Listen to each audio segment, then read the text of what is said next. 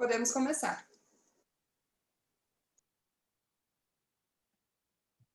Boa noite a todos os colegas, advogados, advogadas que nos prestigiam em mais esse evento do mês do advogado, que hoje o nome do evento é Como a LGPD vai impactar os escritórios de advocacia. O evento organizado pela OAB Subseção de Caxias do Sul, e notadamente pela Comissão de Direito Digital e Novas Tecnologias, que tem aqui como coordenador o Dr. Guilherme Sens, que está aqui conosco, e também o Dr. Matheus de Oliveira.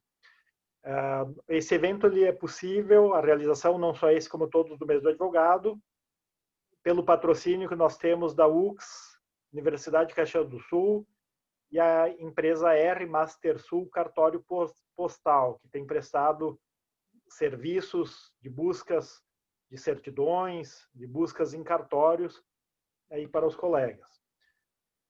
Nós temos hoje como palestrante o Dr. Rafael de Tomaso, que é advogado especializado em direito digital, direito para startups, proteção de dados, é graduado em direito em publicidade e propaganda pela Universidade de Caxias do Sul, com pós-graduação em multimídia e comunicação pela Universidade Fernando Pessoa, Université do Sud, Toulon Var, acho que é isso, né, doutor Rafael? E está concluindo especialização em Direito Digital pela Fundação Escola Superior do Ministério Público. É vice-coordenador da Comissão de Direito Digital e Novas Tecnologias, da OAB, da nossa subseção aqui de Caxias do Sul, diretor do Comitê de Estudos Jurídicos da Associação dos Administradores da Região Nordeste do Estado do Rio Grande do Sul, a ANERGS, coordenador jurídico do Acelera Serra, e membro do grupo de estudos em LGPD do Trino Polo. Tem artigos publicados nas áreas de direito e de comunicação. É um prazer tê-lo aqui conosco, doutor Rafael, o senhor que já participa das nossas comissões aqui na Ordem, né? Então seja bem-vindo nesse espaço virtual aqui da Ordem. Lamento por a gente estar nessa situação virtual, mas nesse caso específico, desse assunto específico, né, acho que tem tudo a ver, né, a gente fazer dessa forma virtual, né.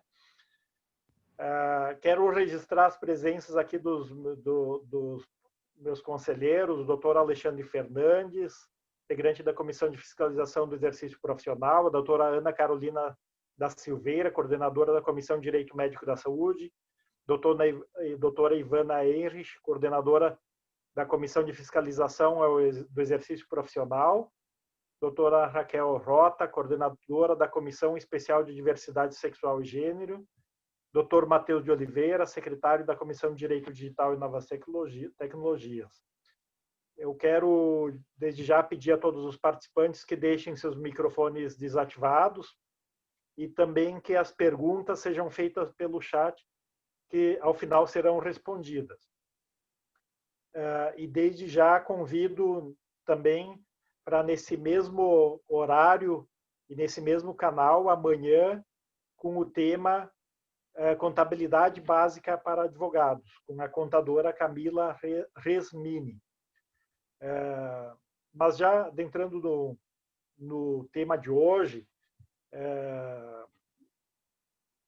também agradeço o evento pela Comissão de Direito Digital e Novas Tecnologias, né, doutor Guilherme, na sua pessoa, estendo os cumprimentos a todos os membros dessa valorosa comissão, que tem se esmerado muito em trazer aperfeiçoamento profissional para todos os colegas.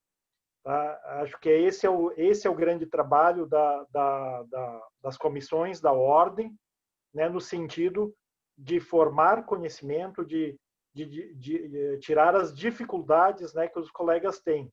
Ainda mais que a gente está numa fase, vamos dizer assim, de transição, saindo de um meio analógico, de processos analógicos, indo para o meio digital, né?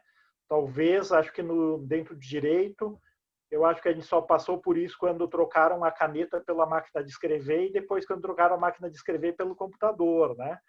E agora a gente está nesse momento, só que a diferença em relação a esse passado que fez essas mudanças é que elas eram muito mais lentas, né? E hoje a mudança ela é muito mais rápida, né? E a LGPD ela vem no sentido de, inclusive, de unir ali os direitos primários o direito o melhor, direito da primeira geração com o direito da quinta geração, né?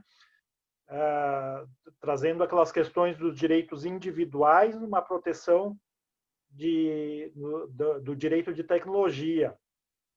Então, é um assunto que ele é muito importante, né, para nós todos, porque os clientes nos perguntam, os clientes nos fazem, têm dúvidas. Nos últimos dias, quem tem entrado, acessado sites, de sites em geral, de notícias, enfim, já está vendo abrir aquelas abas, né, falando que as pessoas têm que aceitar ali os COPs ou não, né? Então, tudo isso tem demonstrado que é uma realidade cada vez mais presente. E é importante, então, que nós, advogados, estejamos preparados para esse futuro presente, vamos dizer assim. Então, muito obrigado, doutor Guilherme, pelo trabalho que vocês têm feito na comissão nesse sentido, e, em especial, o doutor Rafael de Tomaso, de emprestar seus conhecimentos hoje para todos os colegas. Mas, sem me estender, então, eu passo a palavra para o doutor Guilherme fazer suas considerações iniciais e depois vamos seguir com o palestrante. Por favor, doutor Guilherme. Tá certo, então. Gostaria de dar uma boa noite a todos que estão presentes hoje. Eu gostaria de agradecer ao presidente Rudimar pela OAB estar nos possibilitando de falar desse tema que é tão relevante e que, em determinado momento, passou a ser considerado algo que não seria tão relevante, mas está caindo no colo de todos, né? A legislação está para entrar em vigência, inclusive há uma discussão sobre isso, e nós estamos tentando nos adequar e nos aprimorar cada vez mais para estar de acordo com as legislações, né? E isso não exclui os nossos escritórios de advocacia, né? Então, pensando, né, tendo essa preocupação com os colegas advogados, que por vezes podem não trabalhar na área, e a nossa ideia é abrir um pouco mais, falar um pouco sobre essa legislação nova que está vindo por aí. E o Dr. Rafael já vinha estudando há longo tempo aí nessa legislação. Então, a gente fica muito feliz por ele ser membro ativo da comissão, participar conosco, trabalhar aí na linha de frente em trazer mais conteúdo, em nos ajudar a nos aprimorar nesse assunto, e hoje disponibilizar o tempo para falar um pouquinho mais, para falar um pouquinho sobre os conhecimentos aí que ele tem na área. Fico muito feliz também, agradeço o Dr. Rafael, agradeço aos membros da comissão de novo, em especial aí a todos que estão presentes hoje. Fico muito feliz em ver todo mundo aí participando. E também não quero me estender demais, acho que a gente já pode ir dando início aí às palavras, Dr. Rafael, contigo. Agradeço de novo. Uma boa palestra a todos. Boa noite. Primeiro de tudo, quero dizer que é uma honra participar das atividades no mês do advogado. Dr. Rudimar, Dr. Guilherme, agradeço muito pela oportunidade, e o Dr. Matheus também pela indicação.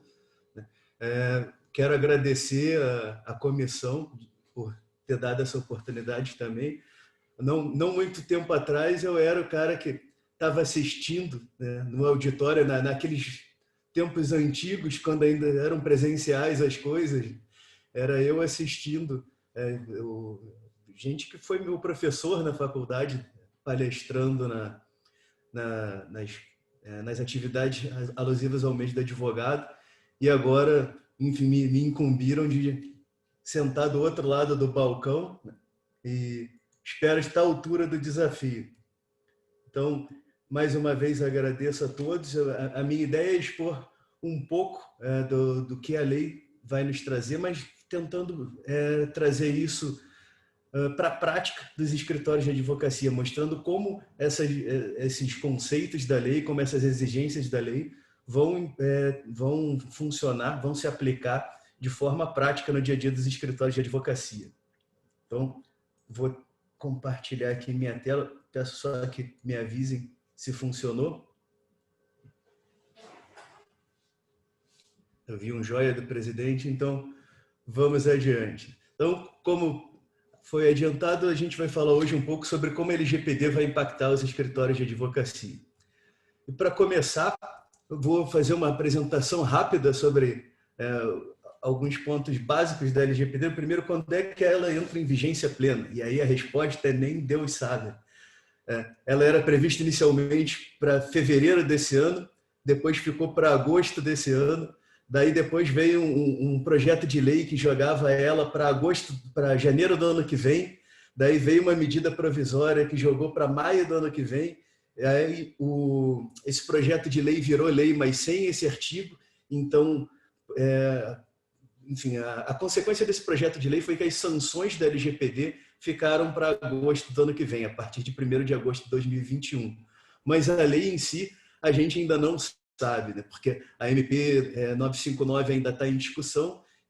Pelo texto da MP, ela fica para 3 de maio do ano que vem. Se não passar a MP, ficaria para 16 de agosto passado, né? Então, isso ainda está em definição. Tinha sido pautado na semana passada no Congresso. Na terça passaram para quinta, na quinta passaram para amanhã. Então, eu queria começar a palestra dizendo finalmente que dia que ela vai começar a valer, mas não me deixaram. E a lei se aplica tanto para pessoas físicas quanto pessoas jurídicas, né? Tem uma exceção. Ela só vai se aplicar a pessoas físicas, fora a parte que diz respeito à proteção dos dados mesmo, se for o caso de usar esses dados com finalidade econômica. A própria lei exclui o uso por pessoas físicas sem finalidade econômica da aplicação. E vale em território nacional, tanto para as empresas que estão no território nacional, quanto para as empresas que estão fora, mas que têm os tratamentos voltados para cidadãos brasileiros ou cidadãos que estão em território nacional. E aqui eu não vou entrar no detalhe de todas essas leis e esse artigo aí, mas só para a gente ter uma noção, por mais que seja uma coisa nova para nós aqui no Brasil, a questão da proteção dos dados, ela não é tão nova assim, na verdade. Em 1890, o Brandeis e o Warren já haviam escrito um artigo e publicado sobre a questão da privacidade, né? Na época eles defendiam o direito de ser deixado em paz, o direito de ser deixado sozinho. Esse foi um artigo fundante para toda a discussão acerca não só da privacidade, mas mais recentemente quanto à proteção dos dados pessoais. Isso teve uma série de desdobramentos ali nos anos 60 e 70, as constituições de Portugal e da Espanha ali no final dos anos 70, do meio para o fim dos anos 70, já falavam na proteção de dados, inclusive no tratamento automatizado dos dados. Em 1995, começou a valer a Diretiva 9546 na União Europeia, que foi o que deu origem ao GDPR, que é o Regulamento Geral de Proteção de Dados da União Europeia, que já está aí há 2 anos valendo, que foi o que inspirou também a nossa LGPD. Então, só nos mesmos moldes da nossa LGPD, nós já temos aí pelo menos 25 anos de história.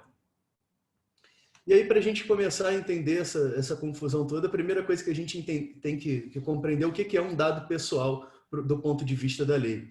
E aí, a lei vai nos dizer que é qualquer informação relacionada a uma pessoa física identificada ou identificável. Identificada é fácil, está ali o Rafael, tem o CPF tal, o endereço tal, enfim, estudou na universidade tal, tem ali todos esses dados vinculados a uma pessoa identificada, são dados pessoais do ponto de vista da lei. E identificável é quando você consegue chegar a essa pessoa sem que ela esteja devidamente identificada. Por exemplo, tem lá, sujeito mora em Caxias do Sul, nasceu no Rio de Janeiro, se formou em Direito e em Publicidade e faz parte da Comissão de Direito Digital e Novas Tecnologias da OAB. Só tem eu. Não botaram lá meu nome, não botaram lá meu CPF, mas não tem como não chegar a mim com essas informações. Então, qualquer outra informação relacionada a essa pessoa identificável vai ser considerado, do ponto de vista da lei, como dado pessoal. E a lei ela também estabelece que são dados pessoais sensíveis, né? Que basicamente, eu não vou entrar um por um, mas são os dados que podem levar uma pessoa a ser discriminada em razão desses dados. E aí entra a questão de raça ou etnia, de atividade política ou sindical, de religião, saúde, vida sexual, enfim, uma série de dados que podem levar a pessoa a ser discriminada. E isso é uma discussão também que vem aí de muitos anos, né? Até muitas vezes me perguntam, tá, mas por que a religião está aí? Se a gente for parar para pensar, boa parte da discussão da proteção de dados ela teve origem na Alemanha, né? Não toda, mas boa parte. Então a gente pega uma nação que não muitas décadas antes milhões de judeus tinham sido assassinados em razão da sua religião, discutindo a questão da proteção de dados. E as outras, enfim, a maior parte delas para nós hoje é óbvia, né? Até infelizmente, ainda em 2020, as pessoas são discriminadas em função de características como essas que estão elencadas na lei. E aí, entendendo o que é dado pessoal, a gente tem que entender também o que é o tratamento. O pessoal de TI normalmente entende o tratamento quando você pega aquele monte de dados e tenta extrair dados novos dali. Mas, para o ponto de vista da LGPD, não. Qualquer coisa que você faça com dado pessoal é um tratamento de dado, desde a coleta até a eliminação desse dado. Eu destaquei alguns aí, que são alguns dos mais comuns, que muitas vezes não nos parecem ser tratamentos propriamente ditos, mas aí a coleta, a utilização, o arquivamento, o armazenamento desses dados. E é interessante a gente ter claro que cada coisa dessas é um tratamento, né? Então, se eu fizer uma coleta, uma utilização, um arquivamento e um armazenamento, eu estou fazendo 4 tratamentos diferentes. Dependendo do caso, eu vou precisar de bases legais diferentes para realizar esses tratamentos. A gente vai ver um pouquinho depois o que são essas tais bases legais. E a gente se pergunta, tá, e eu com isso? Eu sou advogado, eu não sou do Google, eu não sou do Facebook, o que eu tenho a ver com tratamento de dados? E aí, se a gente olhar ali quais são os tipos de tratamento, né? Vamos pegar ali uso, reprodução, transmissão, a gente vai entender que a gente faz uma série de tratamentos de dados pessoais. Como é que você vai fazer uma procuração se você não coletou o dado pessoal do seu cliente, né? O contrato de honorários? Né? Como é que você vai qualificar a parte na ação sem fazer um tratamento de dados? Como é que você vai enviar um rol de testemunhas sem fazer a qualificação, né? Sem identificar a sua testemunha ali? E cópias de documentos. Quantos documentos a gente não tem lá? IRG, identidade... CNH, certidão de casamento, certidão de nascimento, aquela montanha de documento que a gente tem nos nossos escritórios, que a gente recebe dos nossos clientes lá, tudo isso é dado pessoal. E a partir do momento que eu guardei uma cópia desse documento dentro de um arquivo, eu estou fazendo um tratamento de dados. E é importante a gente ter isso claro. Guardei isso no arquivo físico, é um tratamento de dados. A lei ela não se aplica somente aos dados nos meios digitais, ela inclusive em meios digitais. Então, aquela montanha de caixa de arquivo que você tem dentro do escritório é um tratamento de dado pessoal. E só piora daqui para frente.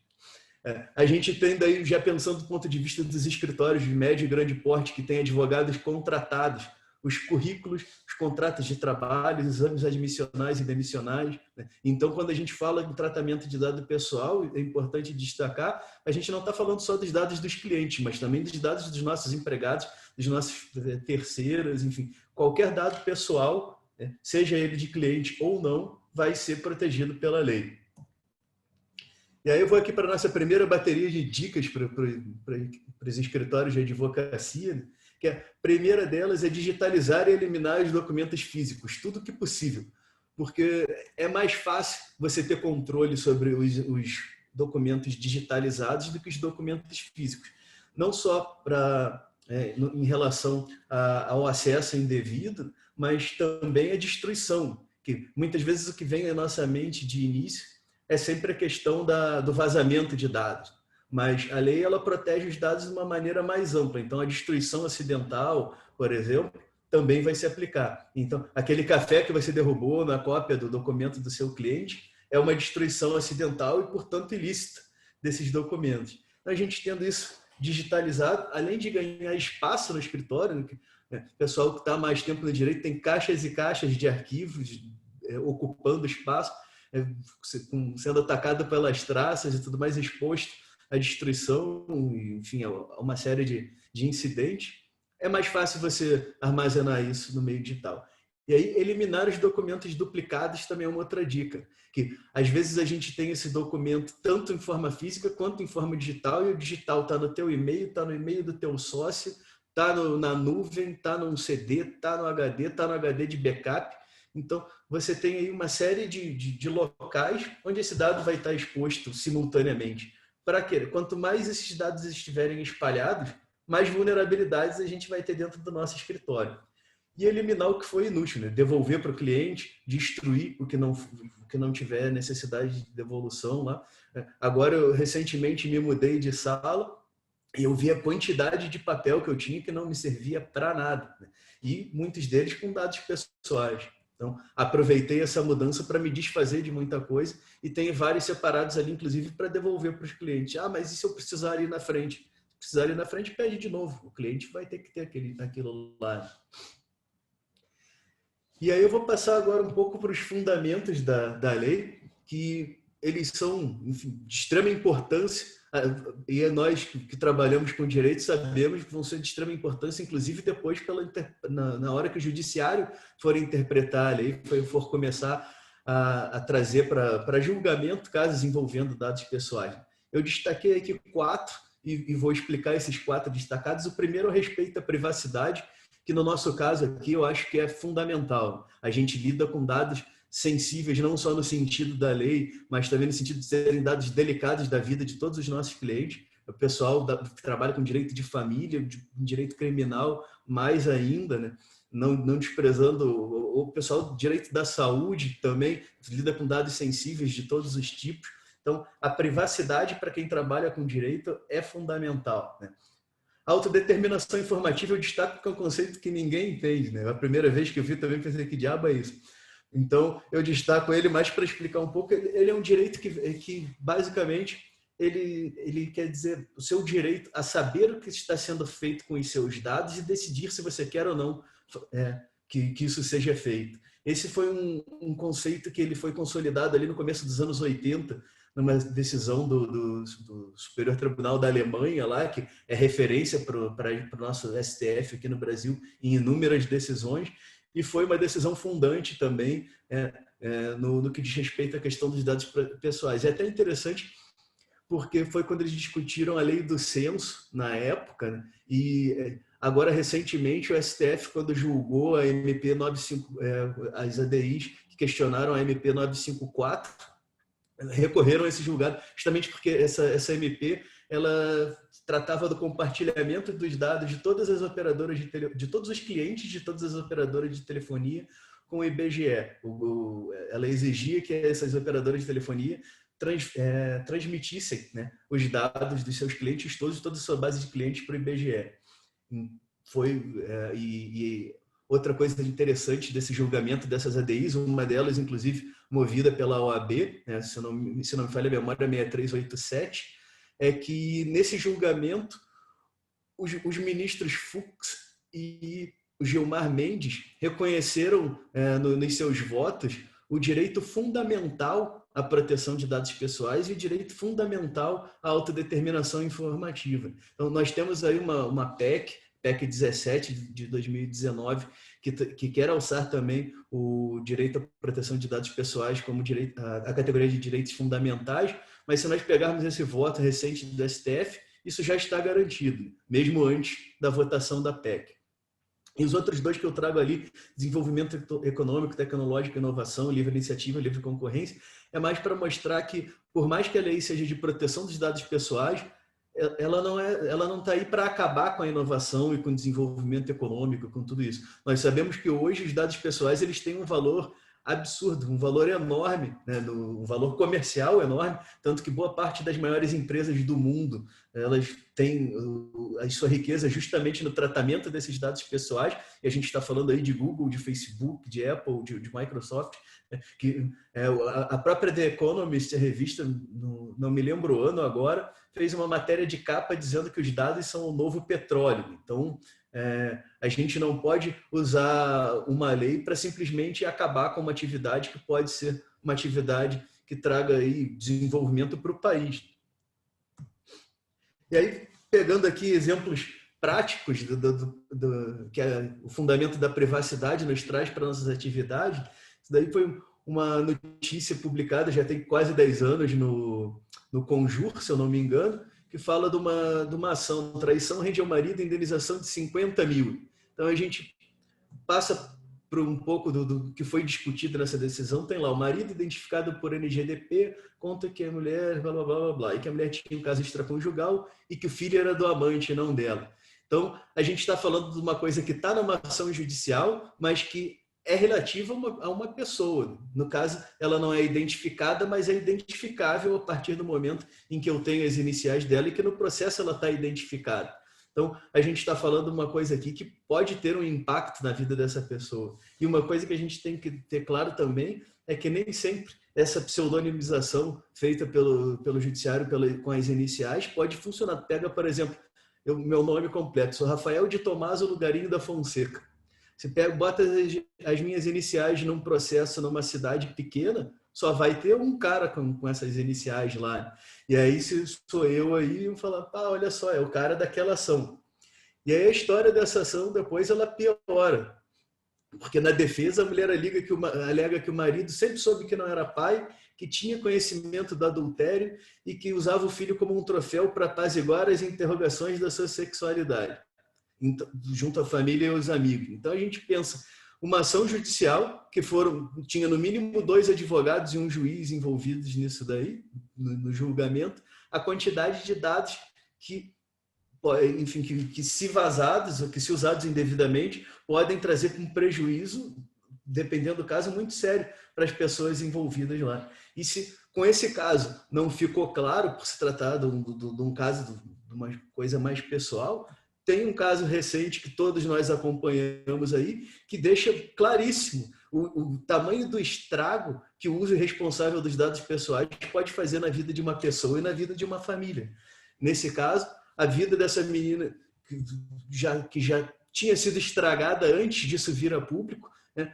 E aqui eu não estou dizendo, veja bem, que isso foi uma responsabilidade de um advogado ou de um juiz, eu não sei realmente por onde que vazaram esses dados, mas poderia ter sido pelo procurador de uma das partes, pode ter sido por um servidor do judiciário, enfim.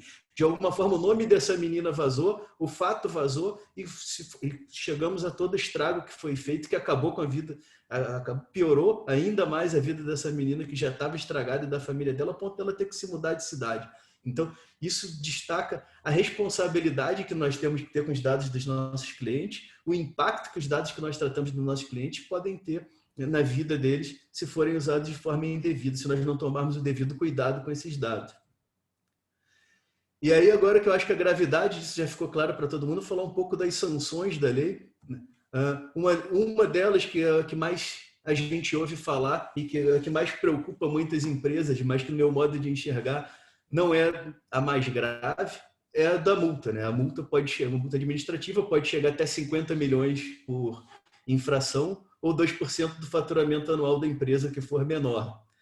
Mas vão desde a advertência até a suspensão ou proibição do exercício das atividades relacionadas ao tratamento de dados. Isso, obviamente, vai impactar mais as empresas que trabalham com isso, né?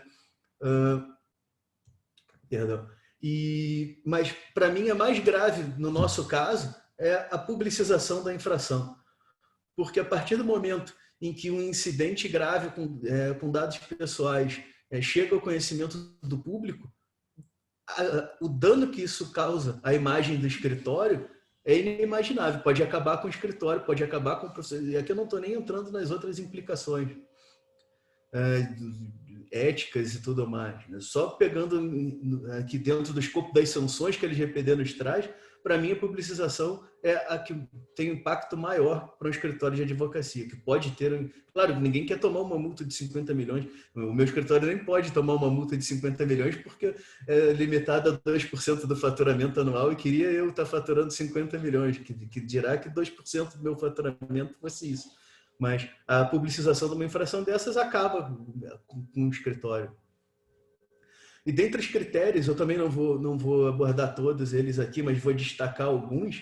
A gravidade e a natureza das infrações e o grau do dano, que é uma coisa que a gente consegue visualizar com muita facilidade, né, a partir dos exemplos que a gente comentou ali antes, né? E a vantagem oferida ou pretendida. Esse eu trago porque a gente ouve falar muito de escritórios, principalmente os que trabalham com ações de massa, que compram listas com nomes de pessoas para determinado tipo de ação lá.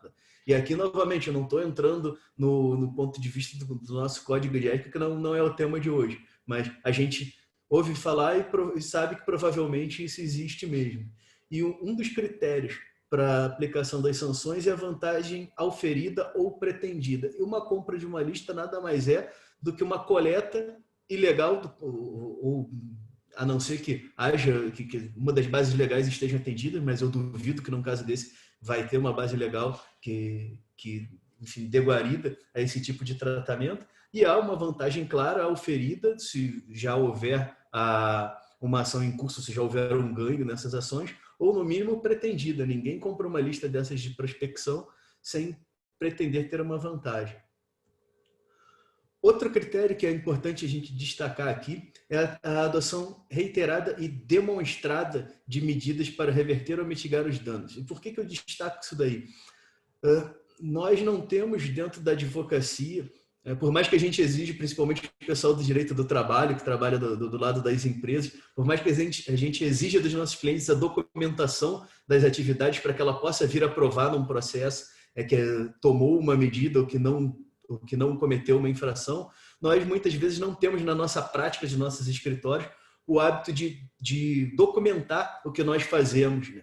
E a lei é muito clara, em diversos momentos ela vai trazer isso, a importância de demonstrar que essas medidas foram tomadas ou que as boas práticas foram adotadas. Então, isso é uma coisa que a gente tem que pensar no nosso dia a dia também. Além de fazer, como é que eu vou fazer para ter isso, para poder usar isso como prova num processo administrativo ou mesmo num processo judicial? E aí nós vamos para a segunda parte das nossas dicas. Uma delas é criptografar os dados que não estão em uso, né? Quantas pastas a gente não tem lá no nosso computador de clientes que estão lá, às vezes o processo do cara está parado há 2 anos, ou transitou em julgado e está lá porque talvez um dia ele tenha uma outra ação. Por que isso está aberto no nosso computador? Claro, se é só você dentro do seu escritório, a chance de haver algum problema com esses dados é pequena, mas se tem outros colegas, se tem, enfim, terceiros que têm acesso lá, isso daí não há uma razão para isso ficar exposto se não está em uso. E criptografar aqui eu não estou falando necessariamente do uso de uma tecnologia cara e mirabolante para criptografia.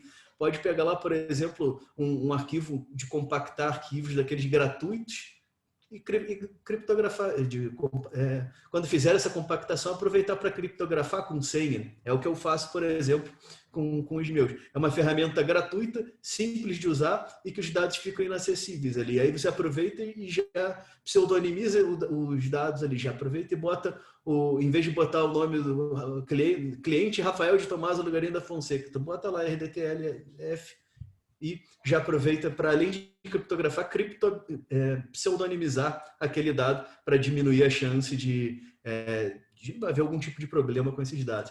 E por causa dos escritórios maiores, guardar logs de acesso. O que é o log de acesso? É aquele registro que você grava quando alguém acessa o seu sistema. Então você vai ter lá, isso é exigido, por exemplo, das empresas de internet pelo Marco Civil da Internet. Ele tem que guardar lá, o cara acessou meu aplicativo.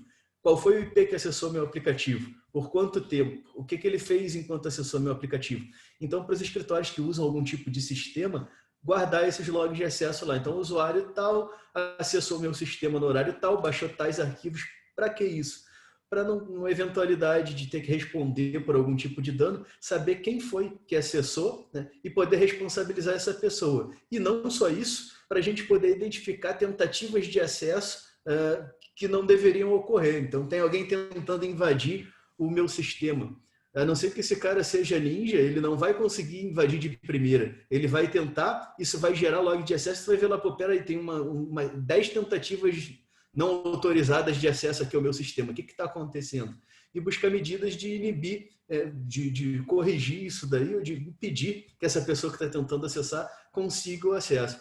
E aqui já voltando um pouco para o analógico, uma coisa que a gente pode pensar também, nos escritórios maiores principalmente, é o controle de quem acessa a documentação física que existe dentro do escritório lá. Então, eu tenho lá 50 advogados no escritório E aí um deles vem pegar um processo de um cliente que está lá no arquivo do escritório.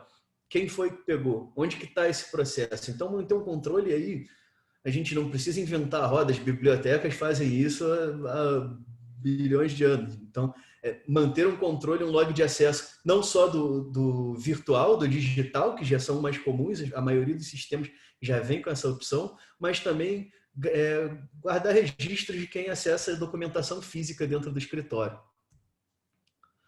Bom, e aí saindo um pouco da parte anterior e começando agora a falar das pessoas envolvidas no processo de adequação LGPD, um que a gente ouve falar bastante é o DPO, o encarregado.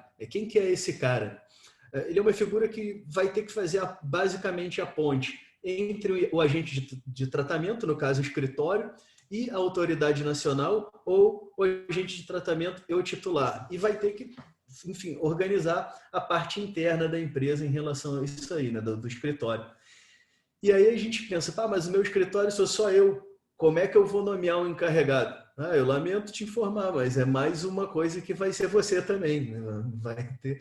Então, você já é o cara que serve o cafezinho, que limpa a mesa, que advoga, que faz o fórum, que faz carga, que devolve o processo, e agora você também vai ter que ser o encarregado, a não ser que, caso permitido, eu imagino que será permitido, que queira terceirizar isso e contratar um DPO profissional, um serviço de terceiros lá, como esses de síndico. Tá? Eu imagino que isso possa surgir no mercado, porque na LGPD não há uma proibição. Né? Havia anteriormente no texto original, não uma proibição, mas dizia que tinha que ser uma pessoa física, mas foi mudado e hoje em dia tem que ser uma pessoa. Então, imagino eu que vai surgir um novo mercado aí, que é o das empresas de terceirização de DPO.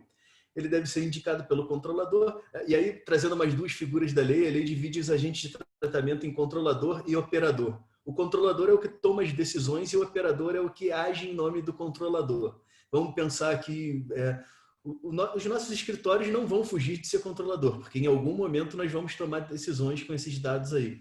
Mas o operador, no nosso caso, seria, por exemplo, eu tenho um contratado para fazer a folha do escritório. A partir do momento que esse cara está agindo de acordo com as minhas determinações, ele vai ser um operador, porque ele não toma decisão. Eu mando fazer e ele obedece. A não ser que, quer dizer, ele não vai deixar de ser operador, mas ele pode responder se ele agir excedendo o que eu mandei ele fazer ou em desacordo com a lei. E aí vamos às tais das bases legais, que é um dos maiores problemas da lei. Para você fazer um tratamento de dados pessoais, e a gente já sabe o que é tratamento e já sabe o que é dado pessoal, você tem que ter uma base legal. Você não pode fazer um tratamento porque quer fazer um tratamento. Você precisa de uma base legal. E aí eu destaco as duas piores em amarelo, que é o consentimento e o interesse legítimo. As duas melhores, vamos chamar assim, em verde. Tem 3 verdes, como é que está falando de duas? Calma que eu já vou explicar. A obrigação legal regulatória e a execução de contrato a pedido do titular, no meu ponto de vista, são as duas melhores, são as duas mais sólidas. E o exercício regular de direito em processo judicial, administrativo ou arbitral eu trago porque eu vejo, claro, isso daí é a minha interpretação, tá? A gente ainda não tem uma autoridade nacional constituída e a gente ainda não tem decisões judiciais que respaldem o que eu vou falar, mas é a minha opinião com base no que eu vejo acontecendo em outros países. Esse exercício regular de direitos não é onde vão se enquadrar os tratamentos que nós vamos fazer como advogados para os nossos clientes. Vai entrar o tratamento que nós vamos fazer eventualmente contra os nossos clientes, mas não para os nossos clientes. Tá? Eu vou falar um pouco rapidamente de cada um desses que eu destaquei, acho que isso vai ficar mais claro. Execução do contrato. E aí eu já trago isso daí, uma cláusula que eu uso no meu contrato, tá? Estou compartilhando aqui gratuitamente uma cláusula do contrato lá do escritório, do meu contrato de honorários, que eu informo lá, o contratante está ciente de que o tratamento de seus dados pessoais é necessário para o cumprimento desse contrato e para a execução de procedimentos preliminares a ele relacionados. Exemplo, elaboração de procuração, elaboração de petição inicial, etc. Vejam bem, eu não estou pedindo consentimento do meu cliente para fazer o tratamento. Eu estou informando que esse tratamento de dados é necessário para o cumprimento desse contrato. Então, a minha base legal está ali, na execução de contrato a pedido do titular. Como é que eu vou fazer uma ação, como é que eu vou defender os interesses do meu cliente sem usar os dados pessoais dele? Não tem como. E aí eu estou informando isso porque, ao mesmo tempo que a lei me exige ter uma base legal para o tratamento, ela tem lá, entre seus princípios, o da transparência. E me dá a obrigação de informar ao meu cliente os tratamentos que estão sendo realizados. E aí, ainda dentro das cláusulas contratuais, o tratamento de dados pessoais relacionados ao presente contrato tem por finalidade a defesa dos interesses do contratante judicial e ou extrajudicialmente. Por quê? Porque a lei também me obriga a informar a finalidade do tratamento que vai ser feito. Então, eu não estou pedindo consentimento, mas eu estou informando ao meu cliente para que eu preciso tratar os dados dele e com qual finalidade. E aí, agora passando para o consentimento, eu acho que vai ficar claro por que isso é um pepino tão grande, por que ele é uma base legal tão frágil para o tratamento de dados. Primeiro, ele tem que ser por escrito, outro meio que demonstra vontade. Até aí tudo bem, mas outro meio que demonstra vontade vai ser uma coisa que eu acho que vai dar muito problema ainda ali para frente. Ele tem que ser para finalidades determinadas. Uma autorização genérica é nula, e se eu fizer para outra finalidade que não a que eu coletei o consentimento, ela não vai estar de acordo com o consentimento coletado.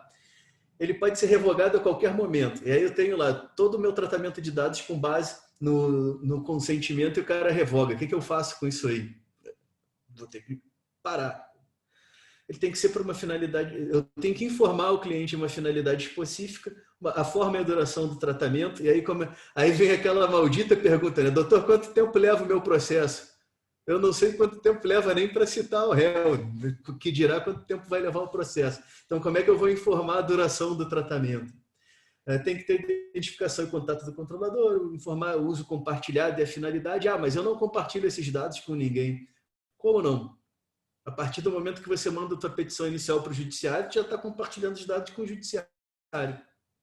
Então, pode não parecer que às vezes a gente pensa em compartilhamento, então mandar esse dado para o teu colega para tirar uma dúvida ou para usar de modelo a tua petição, mas não, a partir do momento que eu estou mandando isso para o judiciário, eu compartilhei os dados. E tem outra que eu vou falar logo adiante, que é um outro compartilhamento que também quase todo mundo usa e que não sabe o que é compartilhamento. Informar as responsabilidades dos agentes de tratamento e informar os direitos do titular. E que direitos são esses? A gente vai ver ali na frente, é direito pra caramba.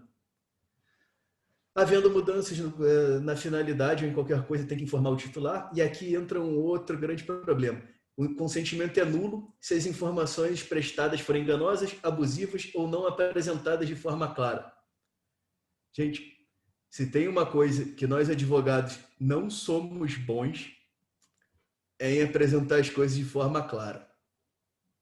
Outro dia eu estava vendo a entrevista de um colega, ele explicou um negócio que eu não entendi o que ele falou, e daí ele disse, deixa eu explicar de forma mais simples. Eu entendi menos ainda. Então, assim, se a gente a gente já tem essa dificuldade no dia a dia, e a gente tem uma coisa que me diz que o consentimento é nulo se não for apresentado de forma clara, a partir do momento que isso for questionado, a gente pode ter feito aí todo o nosso tratamento de dados, pode ser considerado feito de forma nula, né? Sem uma base legal, e a gente pode ter que responder por isso. E aí, enfim, o titular pode requerer a eliminação posterior dos dados e, mais uma vez, nós temos o ônus da prova do controlador de provar que esse consentimento não só foi coletado, mas foi coletado atendendo a todos os requisitos legais. E aí passamos aqui para o interesse legítimo, que é o segundo pior, mas é muito melhor do que o consentimento e que em muitos casos a gente vai ter que usar. Ele vai ser avaliado conforme a situação concreta. O tratamento pode ser feito com base no interesse legítimo quando for para apoio e promoção de atividades do controlador. Então, uma newsletter que tu manda de forma autorizada para a sua base de clientes, respeitando o código de ética, pode ser feito com base em interesse legítimo. Pode ser usado para proteção em relação ao titular do exercício regular de direitos. Então, por exemplo, transitou em julgado a ação do sujeito. Eu não tenho mais lá uma obrigação contratual com ele para fazer o tratamento desses dados. Mas ele pode entrar com uma ação, ele perdeu a ação, ficou bravo com o advogado, isso nunca acontece, cara, perder a ação, a culpa nunca é do advogado. Só quando ganha a ação que ele dá o mérito para o advogado, quando perde ele sabe que foi o juiz que não entendeu direito, bem ao contrário. Então daí tem lá um prazo que esse cliente vai ter para entrar com uma ação indenizatória contra o advogado se ele ficar insatisfeito com aquilo lá. Então eu posso guardar aqueles dados mesmo que eu não tenha mais a minha base legal anterior, que era a execução do contrato, para poder me defender contra esse cliente num futuro, numa eventual ação que ele mova contra mim. E aí a gente está falando mensagem de WhatsApp, e-mail. Quem que nunca recebeu aquele WhatsApp do cliente jurando que aquilo era de um jeito e que depois, quando dava problema, ele falava, não, mas eu nunca te disse isso. Então, isso daí pode ser guardado, sim, não com base mais na execução do contrato, mas com base no legítimo interesse da proteção em relação ao titular do exercício regular de direitos, que seria o caso de um exercício de defesa. Para prestação de serviços que beneficiem o titular, e nos casos de tratamento feitos com base no interesse legítimo, a autoridade nacional pode requisitar o DPIA, que é o Relatório de Impacto de Proteção de Dados, que eu acho que no caso dos escritórios de advocacia não vai acontecer, mesmo quando o tratamento for feito com base no interesse legítimo, porque não há um risco tão grande. Então, a não ser que a autoridade nacional resolva vir com um rigor fora do adequado, no meu entendimento, eu acho que nós não teríamos que nos preocupar com isso. O que não quer dizer que nós não devamos fazer por outras razões, até para ter um controle melhor do que acontece com dados pessoais dentro dos nossos escritórios. A obrigação legal regulatória também é uma base muito firme aí, pegando, por exemplo, os escritórios que têm advogados contratados. Eu tenho uma CLT que me exige manter registro dos empregados. Eu tenho a CLT que me exige a realização de exame médico admissional e demissional. Então, não preciso... E isso agora pode parecer bobagem, mas já chegaram casos de consultas para mim e perguntar, recebi isso daqui da empresa me pedindo consentimento para tratar os meus dados, para usar meus dados no contrato de trabalho. Me desculpa, mas isso é um absurdo, entendeu? Não faz o menor sentido eu pegar o consentimento do cara que eu estou contratando para poder fazer o contrato de trabalho dele. Eu tenho uma lei que me obriga a fazer isso daí. O consentimento é totalmente desnecessário e é uma escolha completamente equivocada de uma base legal para fazer esse tratamento. Então, a gente vai ver ainda muito essa escolha errada de base legal e que pode trazer problemas ali na frente. E agora já passando aqui para o término do tratamento, né? O tratamento ele termina quando a finalidade foi alcançada. Então, o nosso tratamento é com base legal, que tem por base legal a execução do contrato a pedido do titular, alcançada a finalidade do negócio, transitou em julgado, acabou a ação. Aí aqui eu quero destacar o seguinte também: um contrato, vocês bem sabem, que é bilateral. Então, quando eu falo aqui na execução de um contrato, essa base legal me vale também para cobrar o meu cliente. Não só para prestação do serviço, mas para cobrança depois. O cara ficou me devendo e eu vou fazer o uso desses dados para cobrá-lo, ligar para o cara. Mas ligar para o cara é um tratamento? Sim, estou fazendo o uso dos dados que eu coletei, do telefone dele. Eu posso fazer essa cobrança com base também na execução do contrato. Por comunicação do titular, por determinação da autoridade quando houver violação da lei, né? E esses dados eles devem ser eliminados ao término, a não ser que eu inicie, como eu acabei de dar alguns exemplos aqui, um novo tratamento com uma nova base legal. Os direitos do titular que eu tinha comentado lá na frente, que tem que ser informados a ele no momento da coleta do consentimento, são diversos. Eu vou destacar aqui alguns, né? Dentre eles o acesso e a portabilidade, que são muito parecidos não, mas são complementares. O direito ao acesso é o quê? A qualquer momento, o teu cliente ele pode perguntar: doutor, quais são os dados que o senhor tem sobre mim? Eu quero uma cópia das ações todas que o senhor tem aí.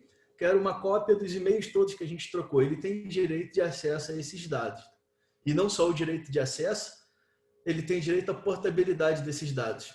Então, não é uma coisa tão comum na nossa área, mas a gente vê acontecer. O cara quer trocar de advogado, ele tem direito de portabilidade. Eu tenho que tirar esses dados, tenho que mandar esses dados que eu tenho para o novo procurador dele. E aí entra de novo a questão que eu sugeri lá no começo, da gente se preocupar em digitalizar esses dados. Se todos os dados que eu tenho, se toda a documentação que eu tenho no meu cliente está em formato físico, e eu tenho lá 4 caixas de arquivo, 6.000 páginas desse sujeito, e ele pede portabilidade para outro escritório.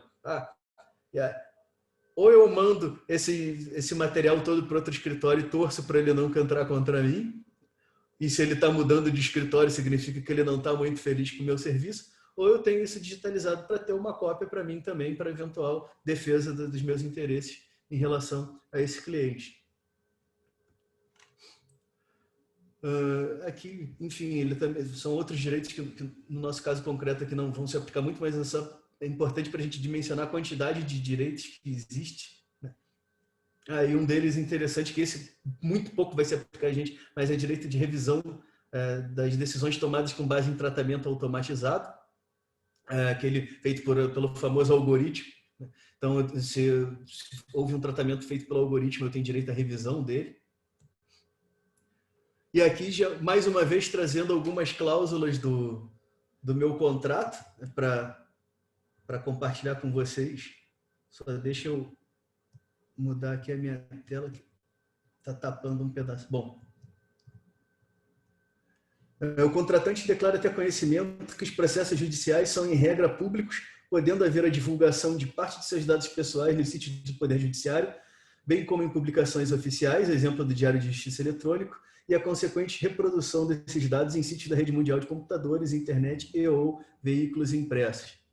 Isso aqui eu chamo de cláusula Jus Brasil. Quem é que nunca recebeu um cliente lá que fala, mas doutor, meu nome vai aparecer no Jus Brasil se eu entrar com essa ação? E aí eu informo que isso pode acontecer justamente para ele não alegar que tinha desconhecimento e para ele entender que isso é uma coisa que não é do meu controle. Não sou eu advogado, não sou eu escritório de advocacia que repassa esses dados são publicados e esses sites como o Jus Brasil, eles pegam esses dados, compilam esses dados e publicam. Eu não tenho como controlar isso daí.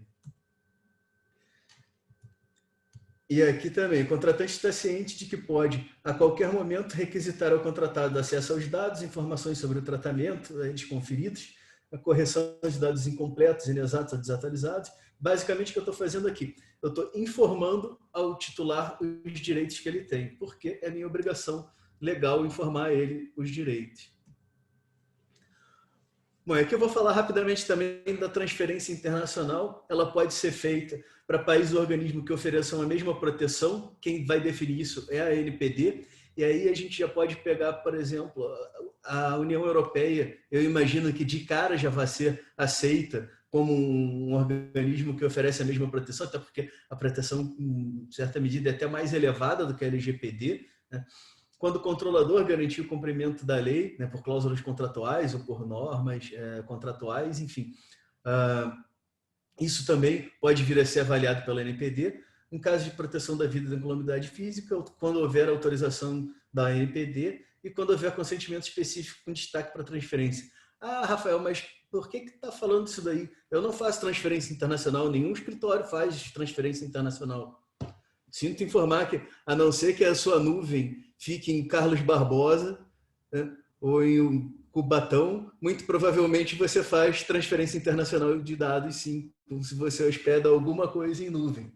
E claro, se a gente for pegar os contratos dos principais serviços de hospedagem em nuvens, quase todos eles já estão se adaptando à LGPD e já estão adaptados ao GDPR, mas é uma preocupação que a gente tem que ter. Às vezes, para economizar 20 pila na nossa nuvem, a gente acaba pegando uma que não está adequada à exigência da lei e pode, sim, vir a ter problemas por isso daí. Bom, a responsabilidade prevista na LGPD, ela é, enfim, muito parecida com o Código de Defesa do Consumidor, né? Para quem conhece o código, eu acho que a maioria, mesmo quem não trabalha com ele, tem uma noção, pelo menos, da dinâmica do Código de Defesa do Consumidor, é ressarcimento dos danos, né? O operador ele vai responder solidariamente se descumprir a LGPD ou se não seguir as instruções do controlador, que foi que eu antecipei lá, né? Os controladores, entre eles, respondem solidariamente e é cabível também a inversão do ônus da prova.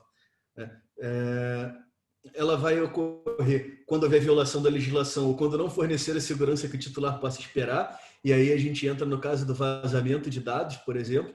Tem lá um banco vazou meus dados. Como assim um banco vazou meus dados? Eu espero, o mínimo que se espera de um banco é que ele tenha um controle sobre isso daí. Então vai responder, porque está violando a segurança. Claro, quando a gente fala de banco, o banco vai responder não só pela LGPD, mas vai responder pelo CDC também, porque o fato de uma empresa responder pela Lei Geral de Proteção de Dados não exime ela de responder pelas outras leis. E aqui o que não falta é lei. E ali o último ponto é isso, a responsabilidade decorrente de outras leis. Vou citar algumas aqui: Marco Civil da Internet, se você trabalha com a internet, né? O Código de Defesa do Consumidor, o próprio Código Civil, o pessoal da área da saúde, daí pegando aqui dentro da área do direito digital, tem a lei do prontuário eletrônico. Então, todas as outras leis continuam valendo, a LGPD é mais uma lei valendo. Não vai responder quando provar que não realizou o tratamento, provar que não houve a violação ou culpa exclusiva do titular de terceiro. A gente vê, é muito semelhante à dinâmica do Código de Defesa do Consumidor. Também vai trazer a previsão de segurança e sigilo, as medidas de segurança contra acessos não... O escritório tem que ter medidas de segurança contra acessos não autorizados em situações acidentais ou ilícitas. Aí a gente fala principalmente de destruição, né? No acidentais, principalmente, não incêndio. Pegou fogo no meu arquivo. Por isso que eu falo, digitaliza, entendeu? E aí também não adianta digitalizar e ter o backup na mesma sala do servidor, né? A gente tem, na área de segurança da informação, a gente trabalha um exemplo que é um exemplo triste, mas é um exemplo que aconteceu e que ele é bem fácil da gente visualizar, que foi quando teve os atentados do 11 de setembro lá, em 2001, então tem muita gente que era criança ainda quando aconteceu. Mas o que aconteceu? Derrubaram uma torre e depois derrubaram outra torre. Tinha empresas que tinham seu banco de dados numa torre e seu backup na outra torre. Nunca vai imaginar que vão cair as duas torres, né? Até aí é relativamente aceitável. Boa parte das empresas até tinham do outro lado do Rio, às vezes até em outras cidades. Mas a gente vê o sujeito que tem o servidor e que tem o backup na mesma sala do servidor. A gente teve aqui em Caxias um exemplo recente do incêndio aqui na Bitcoin, que eles conseguiram restabelecer com relativa agilidade os seus bancos de dados, porque obviamente eles tinham uma previsão e uma medida de segurança para isso daí. Mas se não tivesse, poderia ser um problema. E aqui vamos para a última bateria de dicas de LGPD, né? Fazer um controle rígido de acesso aos dados, tanto na forma física quanto digital, proteger todos os computadores por senha. Às vezes isso é uma coisa que a gente deixa ele lá aberto, né? Isso, quando a gente faz a avaliação no local físico da empresa, dependendo do caso, a gente chama uma reunião numa sala e bota outro cara em outra sala para ver quem deixou o computador aberto sem senha. Daí esse cara já volta e fala: ó, achei 3 computadores que não estavam protegidos por senha lá porque vocês não fecharam o negócio lá. São bobagens. Aí fala: mas o que pode acontecer? Pessoal, pode. A gente nunca espera que aconteça, a gente tende a confiar nas pessoas que estão trabalhando com a gente, mas é um risco desnecessário. E o pedido de segredo de justiça nos documentos que possam ter dados pessoais ali, né? Claro, tu não pode sair pedindo segredo de justiça em tudo, mas hoje o processo eletrônico facilita isso. Na maior parte dos sistemas é só você botar lá grau de sigilo 0, grau de sigilo 1, escolhe lá e bota. Eu já tenho feito isso, fora inicial, em alguns casos também inicial, tudo eu já tenho, praticamente tudo eu já tenho pedido segredo de justiça, a não ser que sejam documentos públicos, tipo um contrato social ou coisa assim.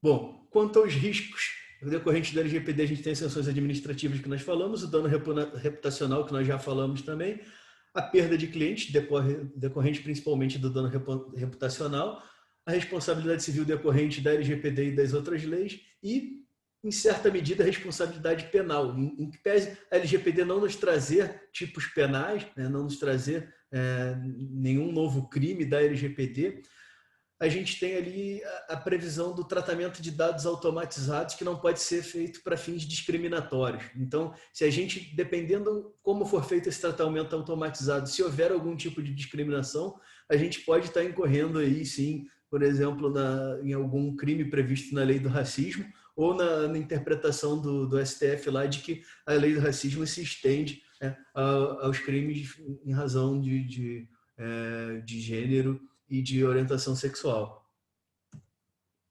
E outras questões aí que já quase terminando, né? Muitos aspectos da lei eles ainda dependem de regulamentação da ANPD, da Autoridade Nacional de Proteção de Dados, que ainda não foi constituída, lamentavelmente não foi constituída. Agora a gente teve um burburinho recente, porque o CAD dizia que ia ficar com a Autoridade Nacional, mas agora houve uma manifestação da Casa Civil, parece que a Autoridade Nacional vai ficar vinculada à Casa Civil, né? Mas ainda não se sabe, vou acreditar quando eu vir o decreto nomeando lá, né? ela vai estabelecer normas para adequação progressiva dos bancos de dados anteriores à vigência da LGPD, então a gente não precisa se desesperar para resolver o problema do tratamento dos dados que a gente já tem nos escritórios, mas a gente tem que ter uma preocupação de o que vai fazer com eles.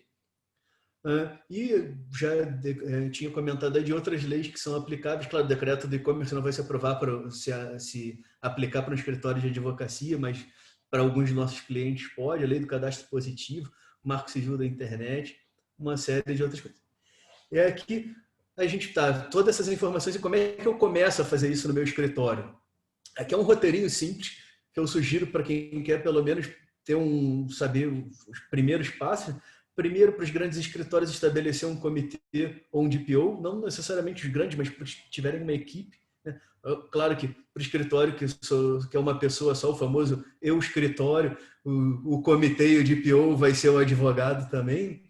Começar a identificar os dados que vocês tratam nos escritórios, classificar esses dados, e aí classificar, por exemplo, em relação a quais são os dados sensíveis, quais são os dados de crianças e adolescentes, quais são os dados que eu uso quais são os dados de empregados e colaboradores, quais são os dados de clientes, começar a entender um pouco essa dinâmica, qual que é o ciclo de vida desses dados no escritório, como é que ele entra e como é que ele sai. Né? Hoje a gente sabe que quase nenhum escritório dado sai, mas começar a prever isso, como é que eu elimino esses dados.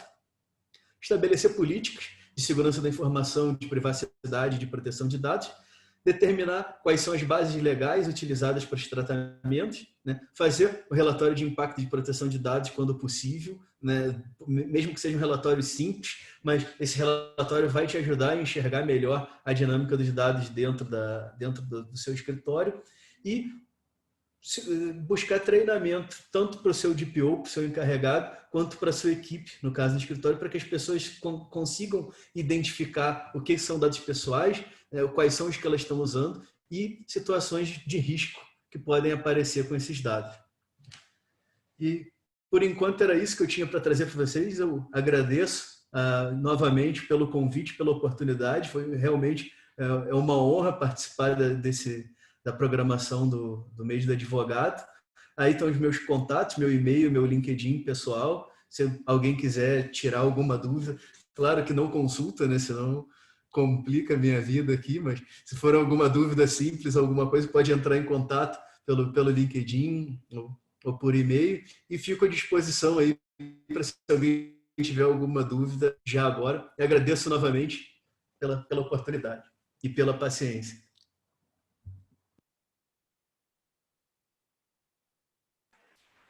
Bom, gostaria de agradecer, então, ao Dr. Rafael. Muito obrigado, doutor, pelas explicações aí da LGPD. A gente entende que é um assunto muito complexo e que nós poderíamos ficar aqui a noite toda falando sobre ela e esmiuçar ela, né? O período acaba se tornando curto e a gente tem que passar alguns conceitos, mas eu só queria fazer algumas colocações antes da gente entrar nos questionamentos que já tem aí no bate-papo.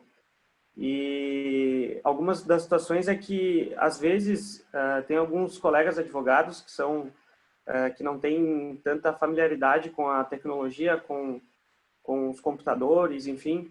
E as dicas que a gente passa inicialmente são as coisas simples, pessoal.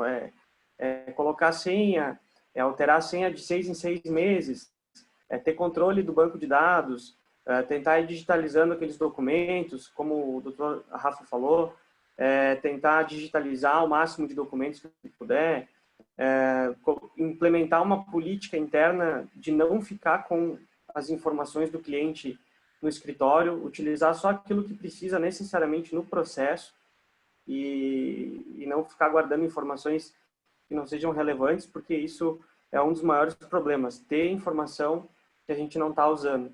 Né? Então, a gente precisa ter coleta de dados que a gente vai utilizar. Tentar prever o tempo, prever como eliminar esses dados. Então, acredito que seja bem importante esse tipo de dica, que são dicas simples, né?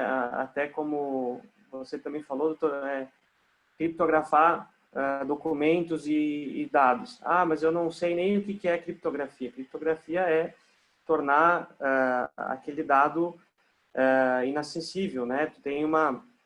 Tu coloca uma proteção ali, uma segurança em cima daquela informação, né? Então, tem acesso por senha. Isso é disponível aí pelos softwares que tem, é gratuito, é só uma questão realmente de criar uma cultura na empresa. E outro ponto que eu acho bem relevante também é que não só a implementação da LGPD nos escritórios, mas isso vai se tornar algo rotineiro, vai entrar na rotina, nas empresas, na política das empresas, e sempre precisa ter esse acompanhamento. Isso precisa ser sempre feito com todos os clientes que entram, com as empresas também. Tudo isso precisa ter esse controle contínuo, né? Esse treinamento, essa busca por olhar ali, ter uma noção melhor, bom, o que é arquivo morto, o que eu estou utilizando, o que eu não estou mais, isso aqui dá para devolver para o cliente, isso aqui não dá. Então, ter controle disso, ter controle dos prazos prescricionais ali que vão também entrar de frente com a utilização daquela informação, às vezes já está prescrito, por que eu tenho aquela informação ainda? Então, tem algumas situações que a gente tem que se atentar e de comentários acho que seriam esses, também não quero me estender demais. Gostaria de agradecer de novo, doutor Rafael, pela ótima exposição. É um tema bastante relevante que vai impactar diretamente aí nos clientes, nas empresas e também nos nossos escritórios de advocacia. Acho que a gente pode entrar nos questionamentos e aí a gente pode ir respondendo aqui, né, doutor?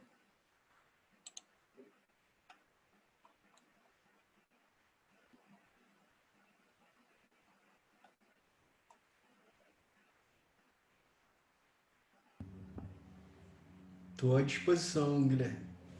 Tem uma aqui, eu estava procurando, como será, doutora Bianca Dyer, como será quanto à guarda das petições que têm cunho intelectual e é material de trabalho do advogado, podendo servir para outras situações profissionais?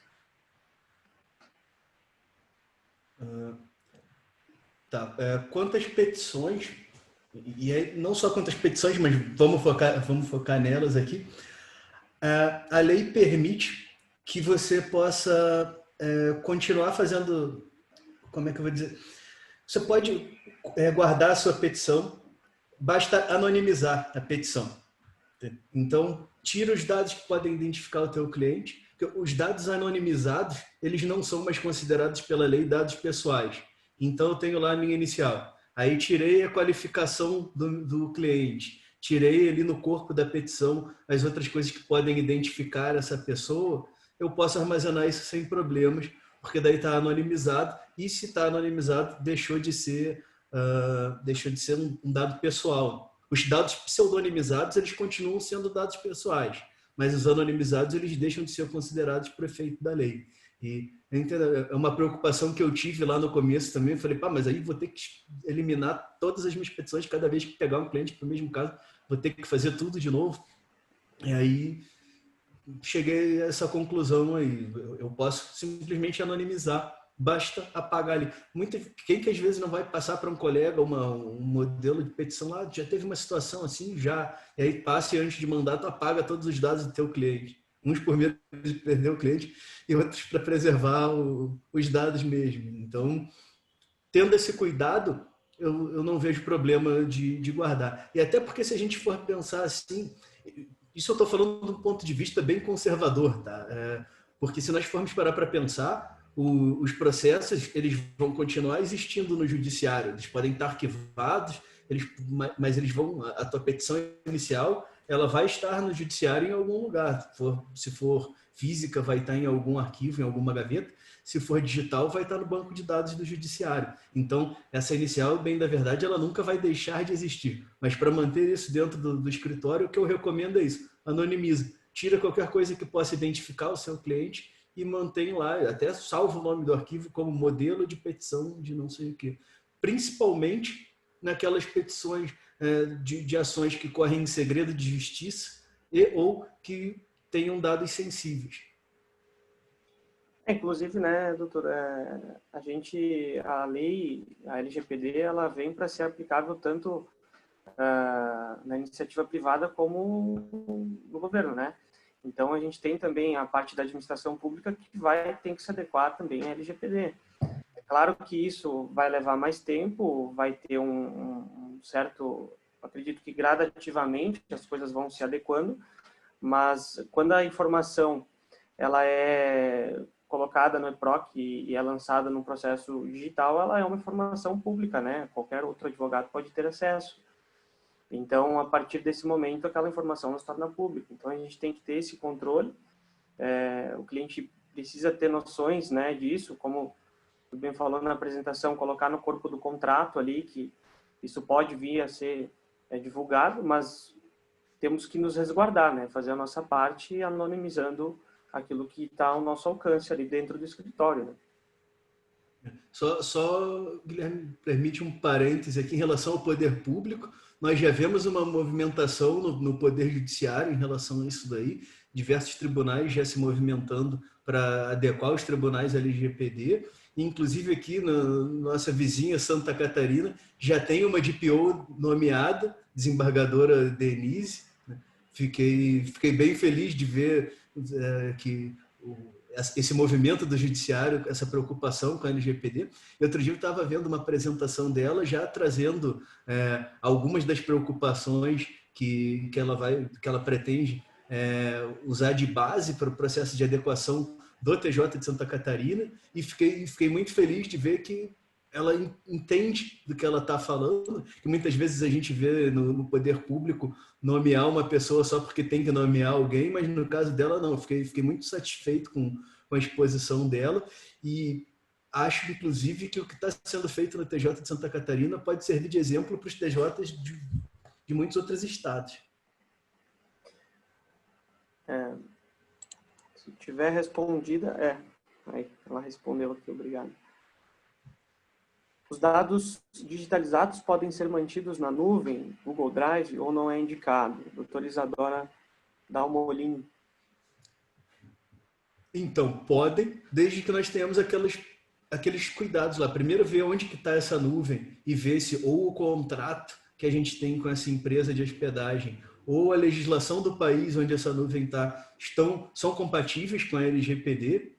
Eu recomendo que esses arquivos sejam mandados para a nuvem criptografado, né? E como falei, pode ser uma criptografia simples, porque em muitos desses contratos de hospedagem em nuvem, nós damos, sem saber, porque ninguém lê os termos de uso lá, mas está escrito lá, está dando acesso a essa empresa, aos dados que estão ali. A gente imagina que a empresa não vai usar esses dados para fins ilícitos, mas está, de certa forma, dando o acesso. Então, se não há uma lei ou um contrato que preveja o mesmo grau de proteção, eu vejo isso com o pé atrás. Agora, se nós formos pensar por outro lado também, e aí a LGPD é uma lei que em muitos momentos vai nos levar a pesar riscos, né? Às vezes esses dados têm uma vulnerabilidade maior estando no seu escritório do que estando nessa nuvem, claro, considerando que seja uma nuvem com grau de segurança adequado.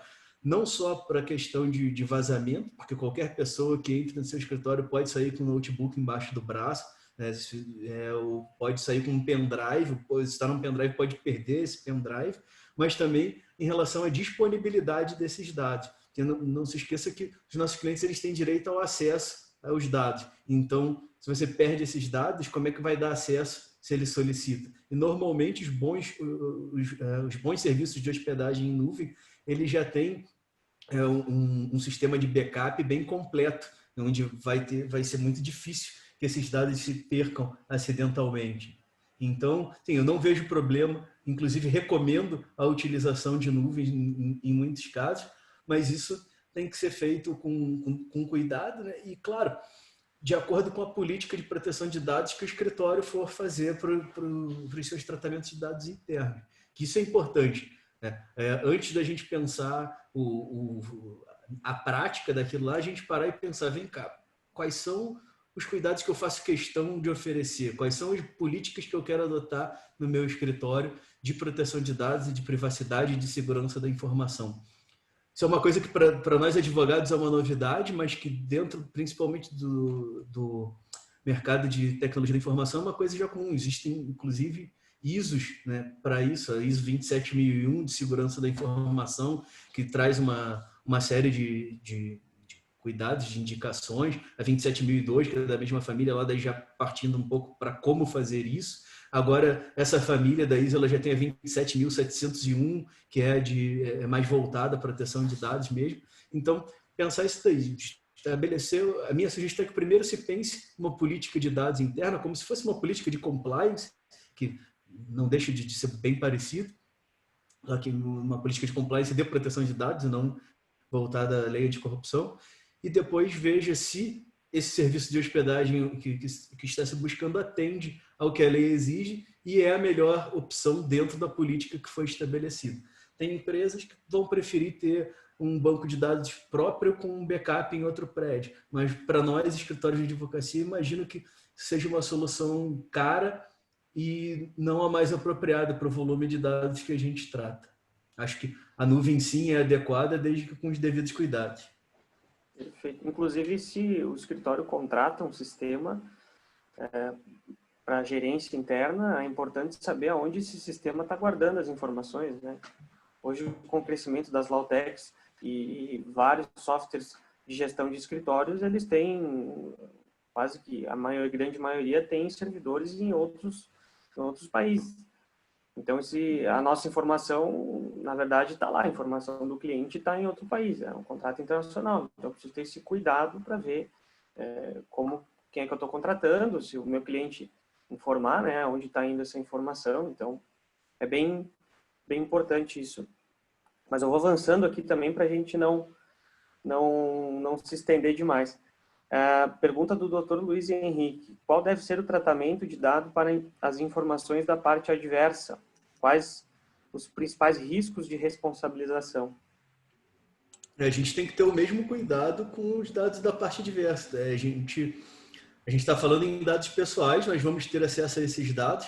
Claro que a gente vai ter acesso a uma quantidade menor de dados da parte adversa do que da parte que nós estamos representando, mas esses dados eles também são protegidos. E no momento em que esses dados estiverem sendo tratados por nós, como procuradores da outra parte, nós temos que ter todos os cuidados com isso daí também. Então, aí entra a questão, por exemplo, vamos pegar aqui, pensar alguns exemplos práticos. Eu preciso ter essa inicial da outra parte dentro do meu escritório, depois que eu já fiz a contestação dela, por agora, para que eu vou manter isso daqui comigo, né? Claro, no processo físico não faz sentido a gente ficar indo e voltando para o fórum toda vez que tiver que responder alguma coisa. Mas aí a gente pega isso, digitaliza, criptografa e guarda lá para ficar bem protegido. Ou se a gente está falando de processo eletrônico, para que depois que você usou vai manter uma cópia desse arquivo no seu computador ou no seu e-mail? É uma vulnerabilidade desnecessária, porque nós temos sim, da mesma forma que nós respondemos por qualquer incidente com os dados do nosso cliente, nós respondemos também por incidentes que tenham sido ocasionados por nós da outra parte, ou de um advogado contratado, ou de qualquer outra pessoa que tenha um incidente com dados pessoais. Perfeito. Tem uma penúltima pergunta aqui. Dr. Newton, pergunta que veio do Facebook. É possível a acumulação dos cargos de advogado e de DPO? A lei não impede. Eu entendo que sim, que não há nenhum problema. E não só o cargo de advogado, mas qualquer outro cargo. A gente vê nas empresas também essa preocupação, né? Eu preciso contratar uma pessoa para ser o DPO, ou eu posso usar alguém aqui de dentro. Vamos lá. Se a empresa tem condições, o ideal é que se contrate alguém de fora da empresa, até para essa pessoa não estar contaminada pelas regras da própria empresa. Ele tem que ter essa visão mais independente do tratamento de dados, até porque em algum momento ele pode ter uma orientação que contraria o interesse do dono da empresa ou do CEO da empresa. Então, quanto mais independência essa figura tiver dentro da empresa, melhor. Agora, no escritório de advocacia, primeiro a gente não está falando de uma empresa, né? Embora a gente esteja falando de um negócio, não é uma empresa, então é um pouco diferente. E segundo, a gente sabe que a realidade da maior parte dos escritórios não permite a contratação de uma pessoa só para isso. Hoje, a lei não nos traz nenhuma proibição de que seja a mesma pessoa, tá? Não só no seu escritório, mas nada impede, por exemplo, que o jurídico de uma empresa seja também o DPO dessa empresa. Eu não tenho recomendado nas empresas isso, Eu acho que o ideal não tem recomendado nem que seja o cara do jurídico e nem que seja o cara da TI.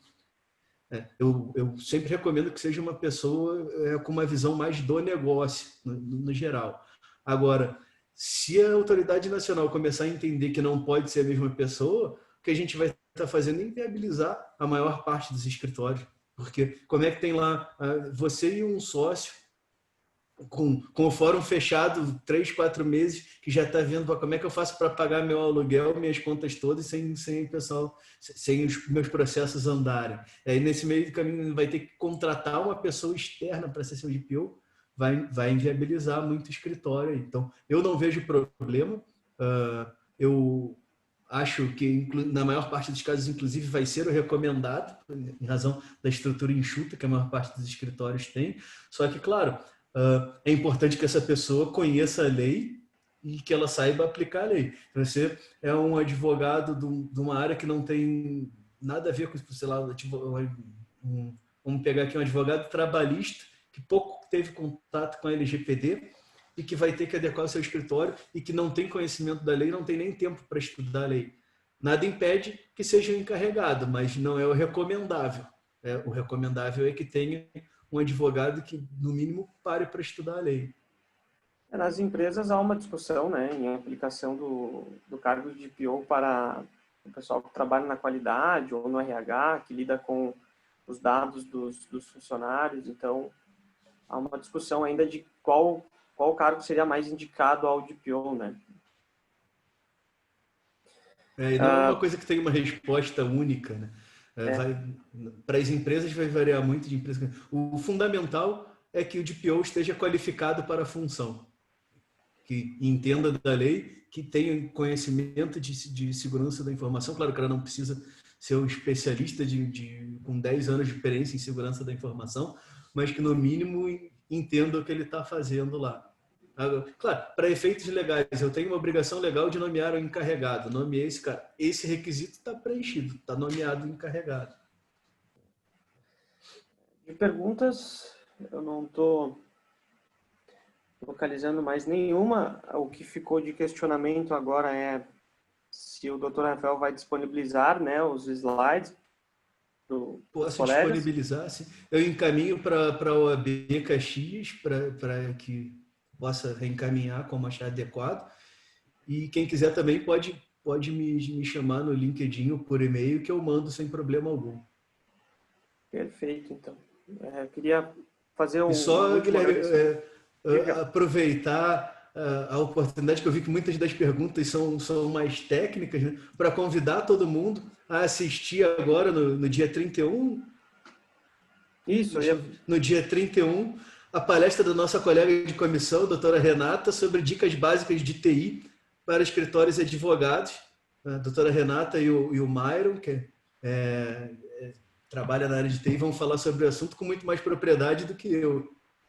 Exatamente, esse convite também é falar agora. Que bom que tu já mencionou, doutor.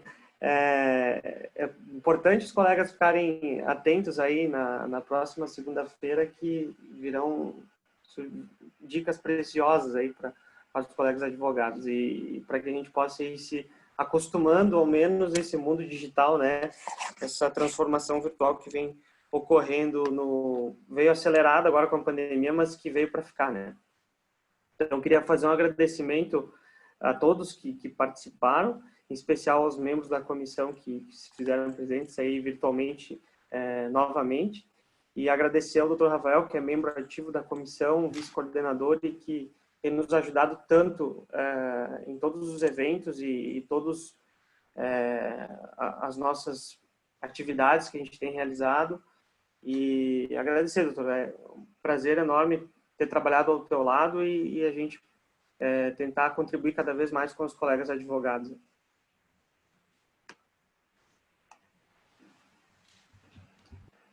Perfeito. Eu gostaria de, finalizando então o evento, agradecer aí todos os colegas que prestigiaram mais esse evento do mês do advogado da OAB Caxias do Sul, seja aqui pelo Zoom ou no Facebook, também teve uma participação muito interessante. Dizer que a gente tem mais, já finalizando o mês do advogado, a gente tem mais um encontro amanhã, então, contabilidade básica para advogados. No dia 27, quinta-feira, direitos fundamentais das mulheres. E no dia 31, então, esse com a doutora Renata, né, mais um evento da Comissão de Direito Digital. Agradeço, aproveitando que vai ter esse do dia 31, doutor Guilherme, agradeço mais uma vez, né, o trabalho que vocês têm feito na comissão, mostrando que não vieram brincar de membro da OAB, mas sim de fazer, né? São basicamente aí um evento por mês, aí, então, ou até mais, né, de um por mês, aí, grupos de estudos, né, tal. Então, eu estou muito contente, muito feliz aí com o trabalho da comissão. E meu agradecimento e cumprimento especial ao doutor Rafael, que já foi meu vizinho de escritório, inclusive, né, doutor Rafael? Dizer que, por um lado, acho que foram palavras muito esclarecedoras, né, desmistificando a lei, né, porque até no final aí da tua fala, que tu falaste aí, no caso de nomear um DPO, de alguém que é um advogado trabalhista, por exemplo, outro, né, que esse é um problema da nossa categoria, né? Porque todo mundo acha que advogado sabe tudo, né? E, na verdade, talvez a gente é o que menos sabe, né? Então, às vezes, tu sabe da tua área específica, né? E quando vem uma lei nova dessas, é sempre sempre fica, eu assim que já tenho mais tempo de advocacia, quero dizer que toda lei nova que vem, ela sempre gera um aperto, uma dor de barriga, né? Porque tu não sabe a que ponto que tu vai ter que te preparar naquilo, né? E ainda quando são as leis mais tradicionais, que nem o novo Código Civil, o novo Código de Processo Civil, tal, aí tu vai fazendo alguns cursinhos, mas tu já tem uma base lá e tal. Agora, quando vem uma lei nova, assim, que vai ter implicações, né, em todas as áreas do direito, aqueles colegas que não são afeitos a essa área se sentem totalmente perdido. E acho que nesse ponto, então, o trabalho da OAB, ela também vem no sentido de aperfeiçoar os colegas, de auxiliar os colegas. E dentro disso, Rafael, tu foste extremamente feliz em toda a palestra, em todas as colocações, acho que foi uma forma bastante clara e vamos dizer assim, clara e de fácil compreensão, né? Ajudou a todos, né? Eu acho que amanhã já vai todo mundo para o escritório lá rasgar as petições que tem, as procuração, enfim, né? Vai fazer uma limpa lá nas suas gavetas. Muito obrigado mesmo, Rafael. Tá? A gente fica sempre à disposição, tu sabe que a OAB é a tua casa também. Esperamos que a gente possa, no momento próximo, a gente fazer um novo evento e de uma forma presencial. Tá bom? Eu que agradeço novamente. Podem contar comigo para um presencial também. Eu até, apesar de ser da Comissão de Direito Digital, eu prefiro o presencial. Se puder ter um coffee break, melhor ainda, né? Antes de ser digital, eu já era gordinho, então o coffee break é sempre bem-vindo também. Fico feliz, espero poder ter contribuído mesmo, ter sido claro. O objetivo era tentar descomplicar uma lei, né? Essa lei especificamente, e fico à disposição aí da OAB. Aproveito para dizer que é uma honra para mim participar da sua gestão, presidente.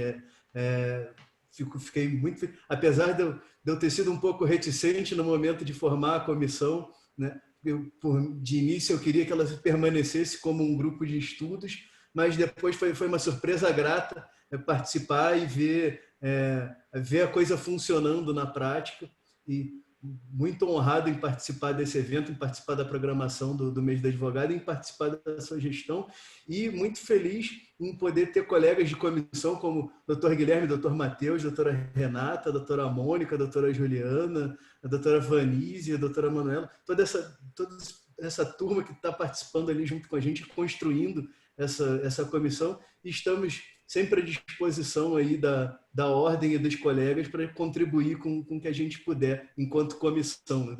Estou falando aqui em nome da comissão, mas tenho certeza que o doutor Guilherme concorda com isso daí. Então, Sigo o muito relator obrigado aí. novamente.